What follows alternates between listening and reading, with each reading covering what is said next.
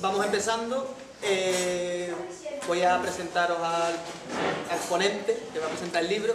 Bueno, es un placer tener aquí en Cádiz a Antonio Torres Antón, que en su pequeña gira, ¿no?, que después va para Málaga. Y nada, comentaros un poco, bueno, que es una figura destacada en el independentismo andaluz y también como pensador marxista. Tiene una larga experiencia y trayectoria, ¿no?, en diferentes organizaciones políticas y sindicales, en concreto Andalucía Comunista, el SAI, fue fundador de Jaleo, y precisamente fruto un poco de esas reflexiones y de su participación, en este caso en forma de artículos en internet, pues viene a presentar este libro, que se sacó, si no recuerdo mal, hace 2 o 3 años, se publicó, y viene a presentarnos aquí el libro y a comentarnos un poco sus reflexiones.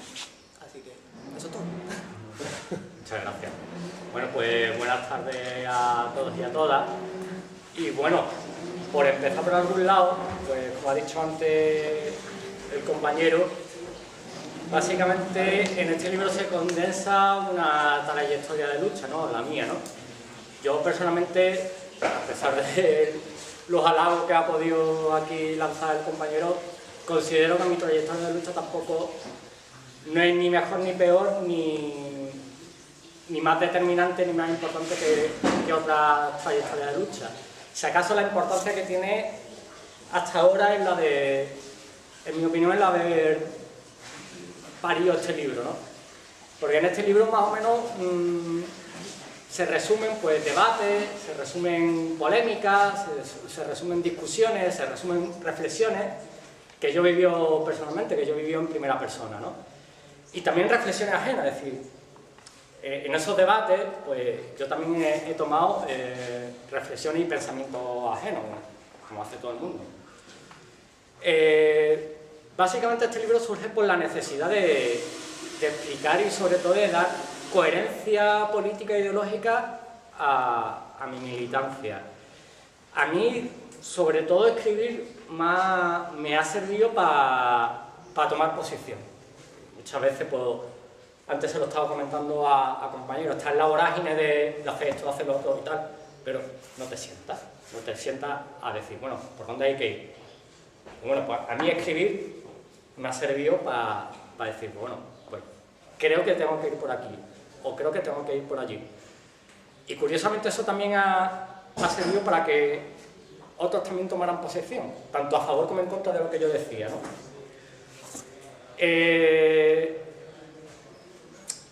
Este libro también, como dice la introducción del libro, es un intento de sacar a ese filósofo que pienso que todos llevamos dentro. Y por filósofo, que no se entienda pues la idea que tenemos del filósofo en el sentido burgués, ¿no? Es decir, un señor que está en la cátedra de una universidad con una pipa, es decir, reflexionando sobre lo humano y lo divino, pero ajeno a la realidad en la mayoría de las ocasiones.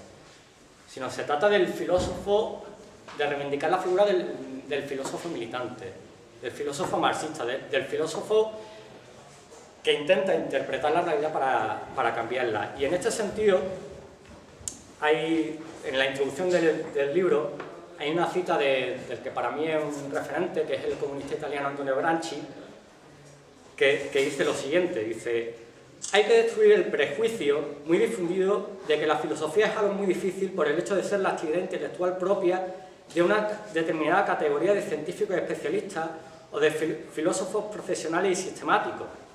Y sigue diciendo Gramsci: después de haber demostrado que todos son filósofos, aunque sea a su manera, inconscientemente, porque en la más mínima manifestación de una actividad intelectual cualquiera, el lenguaje, se contiene ya una determinada concepción del mundo. Se pasa al segundo momento, al momento de la crítica y de la conciencia, es decir, a la cuestión de si es preferible pensar sin tener conciencia crítica de ello, de modo disgregado y ocasional, esto es participar de una concepción del mundo impuesta mecánicamente por el exterior y, por tanto, por uno de los grupos sociales en que todos nos vemos automáticamente inmersos desde nuestra entrada en el mundo consciente, que puede ser el pueblo donde vivimos o la provincia, que puede tener origen en la parroquia y en la actividad intelectual del cura o del viejo patriarca que dicta leyes con su sabiduría, o es preferible elaborar la propia concepción del mundo, consciente y críticamente, y en conexión con esta labor del propio cerebro, elegir la propia esfera de actividad, participar activamente en la producción de la historia del mundo, ser guía de uno mismo y no aceptar pasiva y supinamente que nuestra personalidad sea formada desde fuera. Pues bien, siguiendo con esta línea de pensamiento, lo que pretendo es una ruptura militante con la imposición de un mundo, el mundo del capitalismo en su fase imperialista, es decir, un mundo lleno de miseria y explotación del ser humano por el ser humano.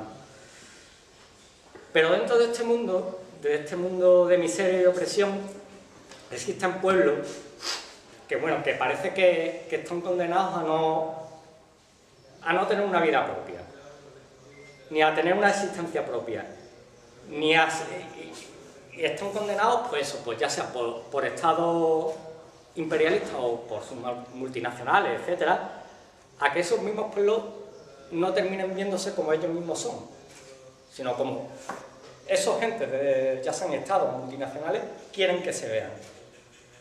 Entonces, en este sentido, este libro pretende explicar la ruptura de lo que yo considero la imposición española sobre Andalucía, teniendo en cuenta que esa imposición es fruto de un desarrollo histórico, principalmente desde lo que es el desarrollo del modo de producción capitalista en el Estado español.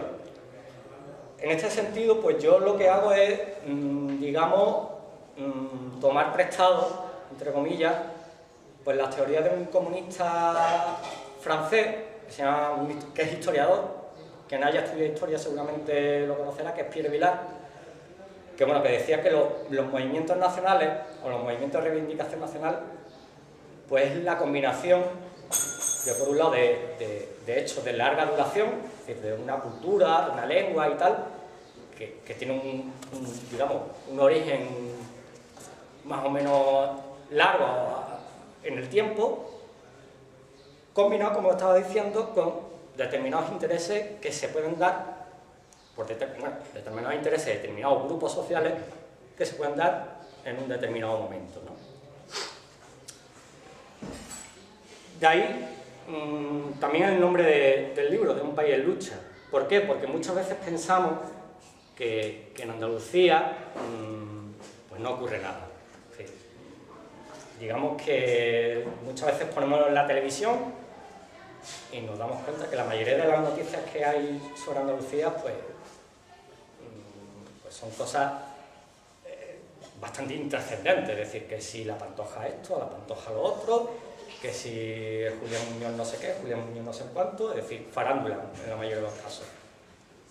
Pero, sin embargo, en Andalucía ha existido, existe, tiene toda la pinta de que va a seguir existiendo una cruel y descarnada lucha de clases.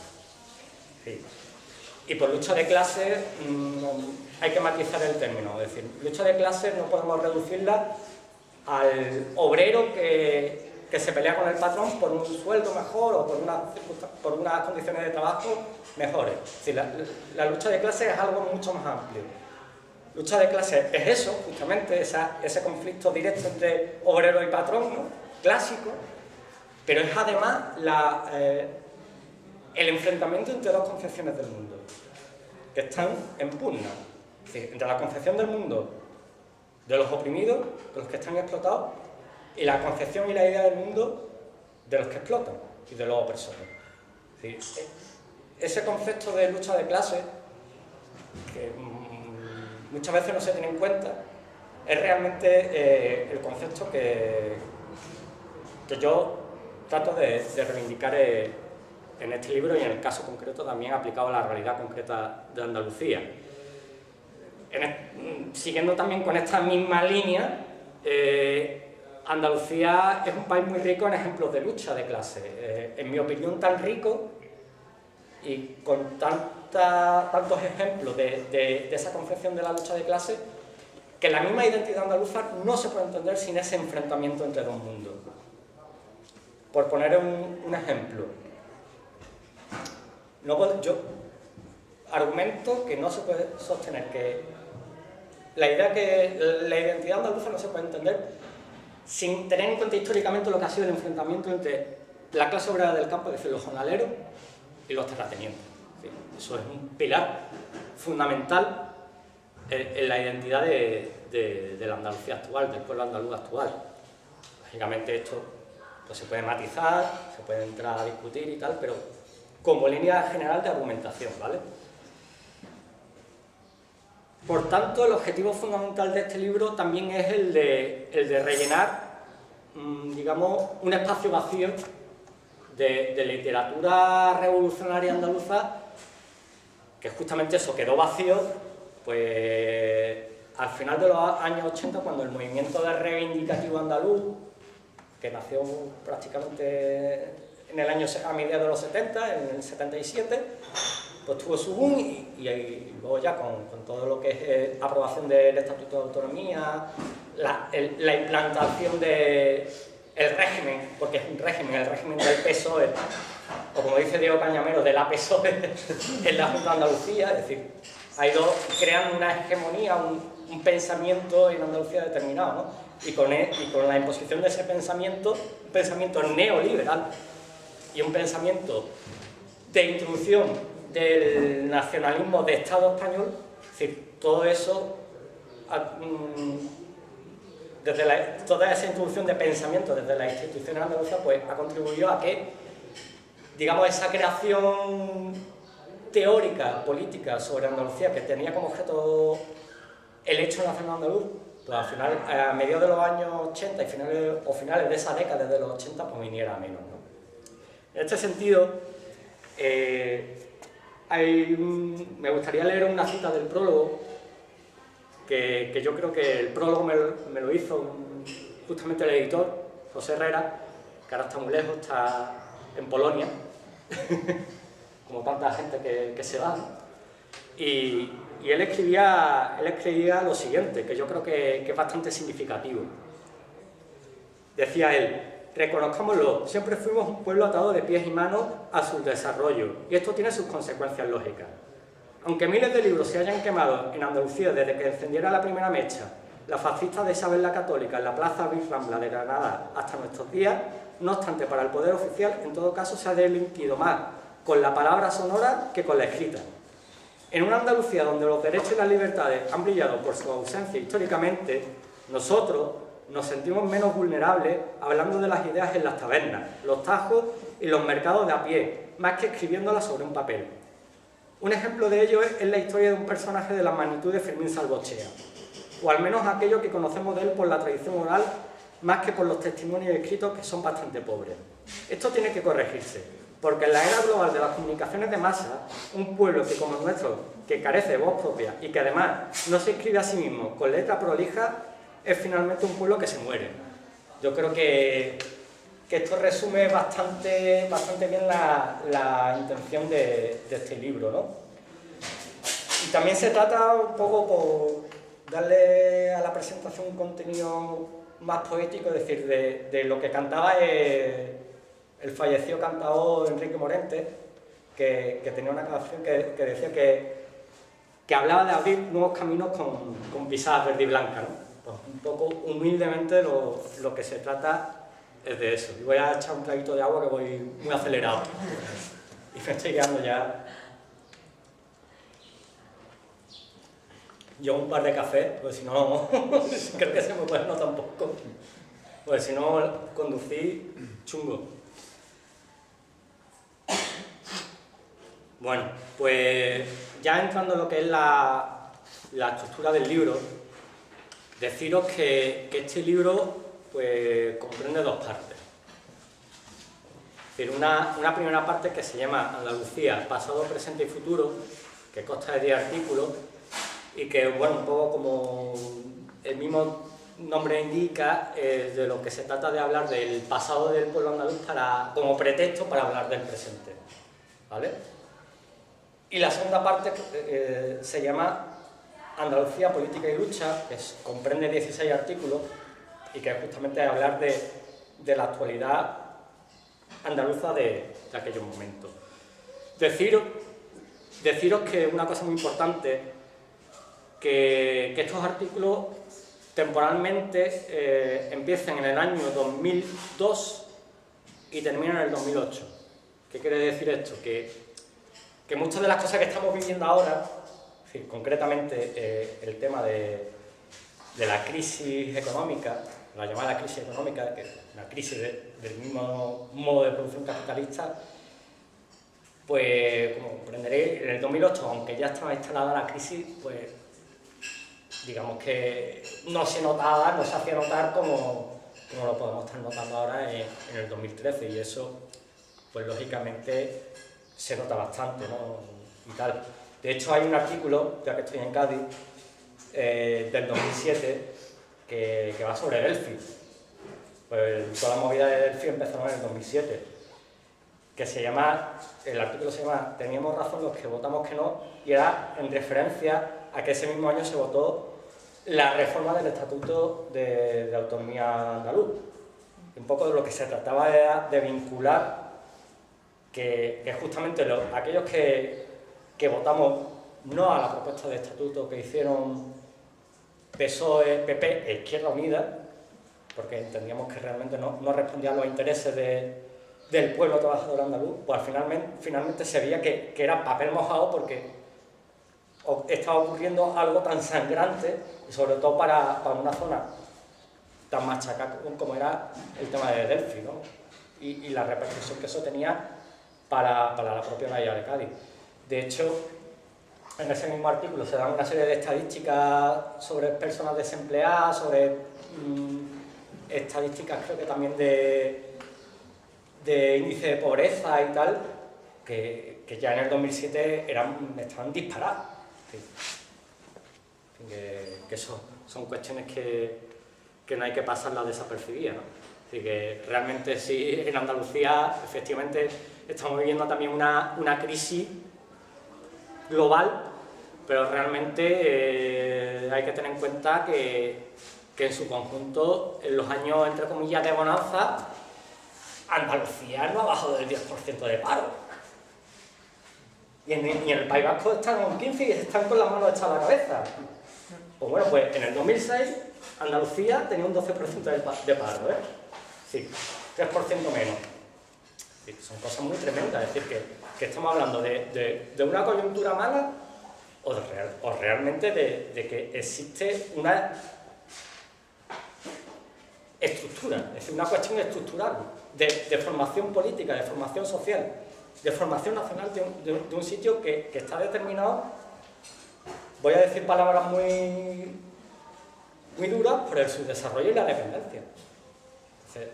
Porque eso no es casualidad.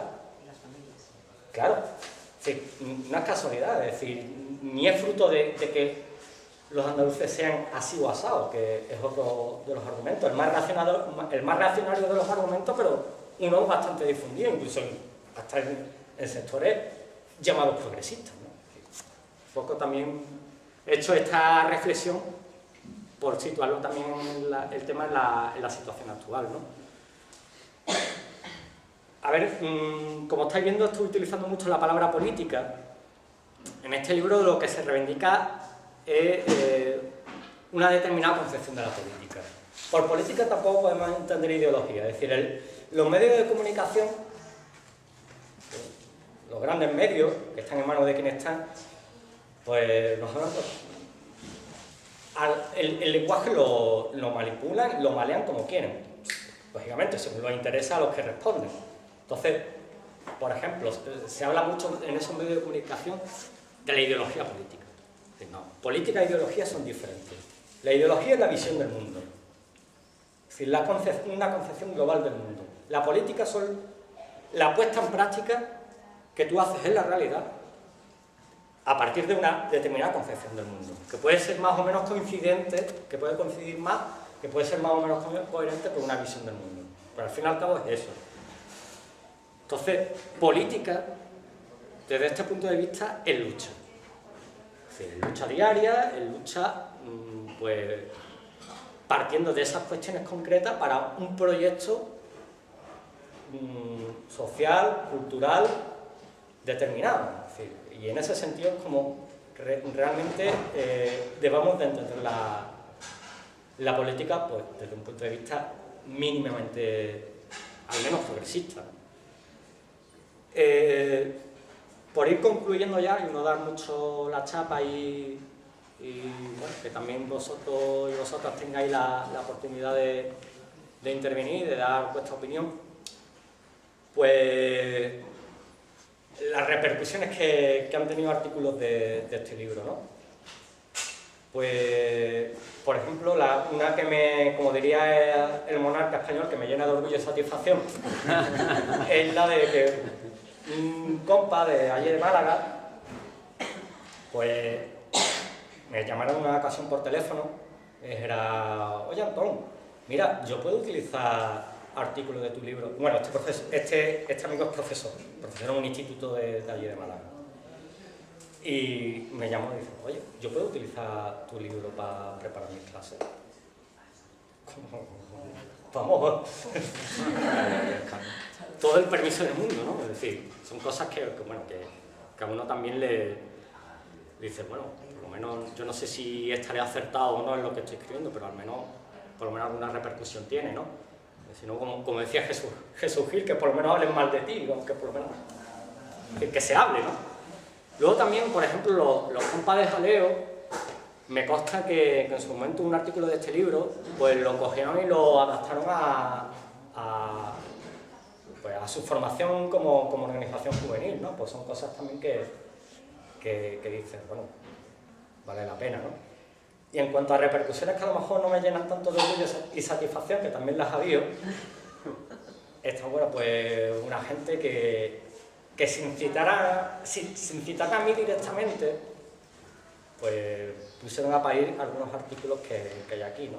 Tienen todo el derecho del mundo a hacerlo, prácticamente acusándome de pequeño burgués nacionalista, en unos términos pues bastante chungos, ¿no? Pero bueno, en fin, si ellos creen que va en ese sentido, yo pienso que no. Y algún día incluso me tomaré la molestia en responderles, con más educación de las que ellos han tenido, pero bueno. En fin, un poco ya para concluir ya esta vez de verdad, pues como se suele decir, es de bien nacido ser agradecido y yo hay dos personas a las que les tengo que estar agradecido por este libro. Una de ellas es un comunista malagueño que ya no está con nosotros, que murió en el año 2009, que se llamaba Leopoldo del Prado. Este hombre, pues, se comió sus años de talego durante el franquismo, militó en el Partido Comunista de España, en comisiones obreras, era abogado laboralista. Lógicamente, como buen comunista, fue expulsado del PC por buen comunista y casi lo mismo de comisiones obreras. Participó en la fundación en el año 2007 del SAT, del Sindicato Andaluz de Trabajadores, allí en la Pablo Olavide de Sevilla. Leopoldo del Prado era su nombre.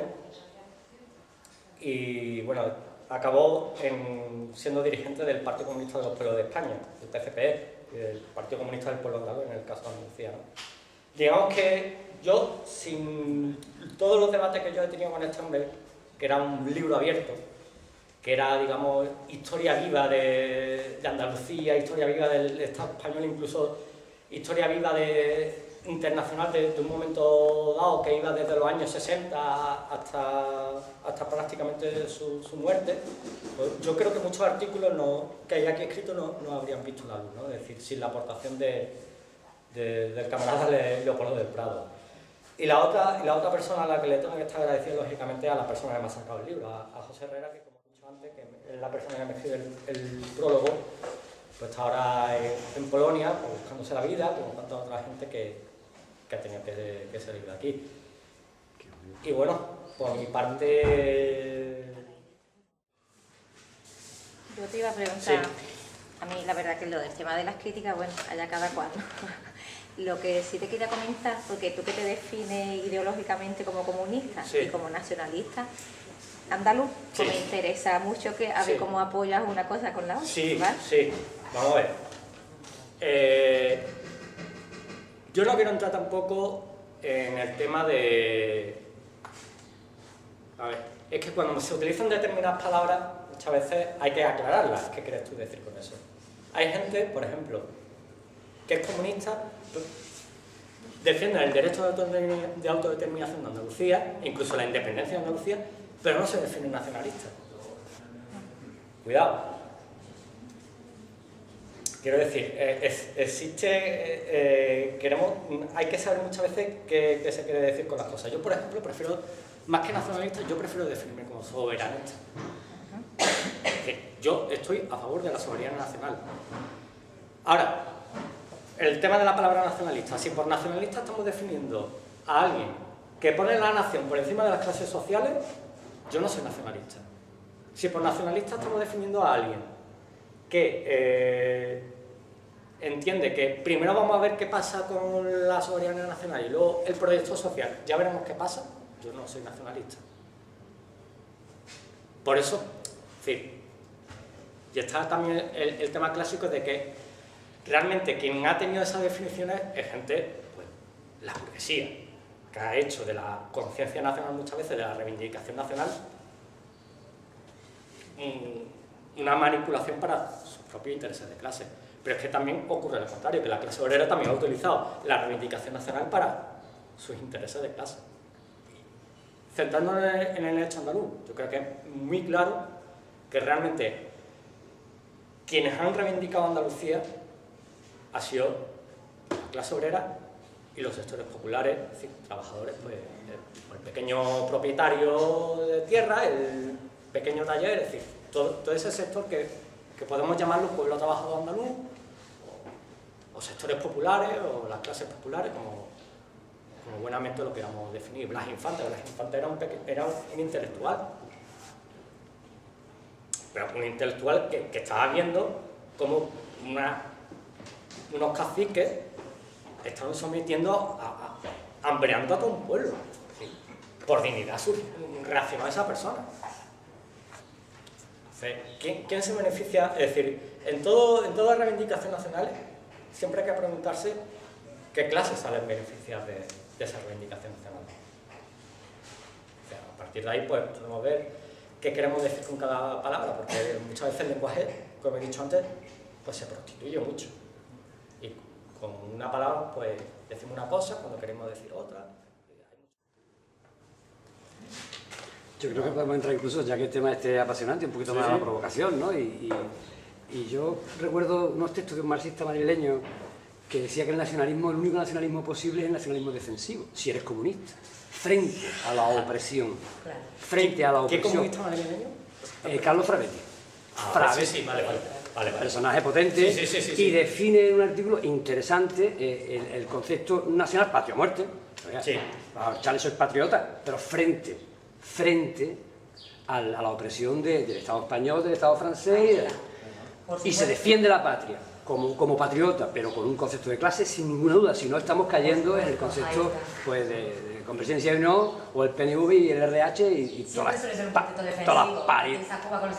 Claro, por eso digo, porque los comunistas somos internacionalistas por definición, efectivamente. Porque la clase es obrera, punto, no hay frontera. Bien, entonces eso es bonito, claro. Quiero decir, eso es apasionante y eso se entendió en la Unión Soviética. Claro. Lo entendió Lenin con un conflicto gordo y lo entendió Stalin. Sí. Y lo entendió Stalin que te caga, pasa que después todo lo que viene, pero Stalin tiene muy claro el discurso nacionalista hasta decir basta. Pero parece que da miedo decirlo, cojones, ¿vale? Sus cosas y sus cosas. Y hay que darle vuelta. Yo, a ver, has nombrado a la bicha. Dale vuelta, tú Pues eres el ponente. está bien que la hayas nombrado. Tú eres el ponente, a ver. Está bien que la hayas nombrado, es decir. Que parece que es innombrable, cojones. Claro, no, y hay que perder los miedos porque en el sentido de que... sientes saltos al cuello. Es decir, porque realmente hay que tener, pues eso, un sentido histórico y materialista de las cosas y las personas no son ni tan malas como las pintan, ni tampoco tan buenas Y un algunas. momento histórico, tío. Es que la gente no tiene en cuenta Claro, el momento histórico. entonces, por resumirte, aquí se cita Stalin. Es decir, y para mí, el libro El marxismo y la cuestión nacional de Stalin es mi libro de cabecera, es un libro mío de cabecera. No. Y el concepto de nación de Stalin, hoy por hoy, es válido. Sí, no te Y aburres. más cosas. Y más cosas. Pasa que, bueno, Nada más que aquí a la fuente, o sea, no tener miedo y ir a la fuente, tío, tener más sí, historia, yo, vete al texto, el concepto cojones. de nación, Ya está. el concepto de nación de Stalin, yo lo reivindico. Llámame stalinista, bueno, eso Claro, lo podemos discutir. ese es otro plano de la discusión. Eso es otro plano, ya con eso, ahora que eres stalinista te comen niños A la plancha, huerta y es huerta. decir, tengo hambre, tengo estos niños... Huerta y huerta, ¿eh? No, a ver, este hombre, pues lógicamente, pues había una circunstancia muy extraordinaria.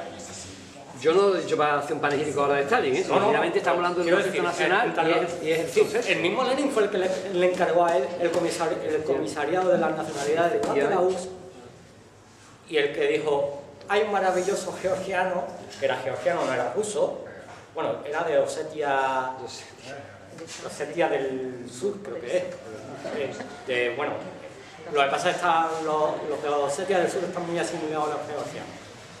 Total. Le dijo, hay un maravilloso georgiano entre nosotros que ha escrito un artículo sobre la cuestión nacional. Y no solamente ese libro, sino que Stalin, en cuanto a la cuestión nacional, Mucha reflexión, mucha reflexión. es reivindicado.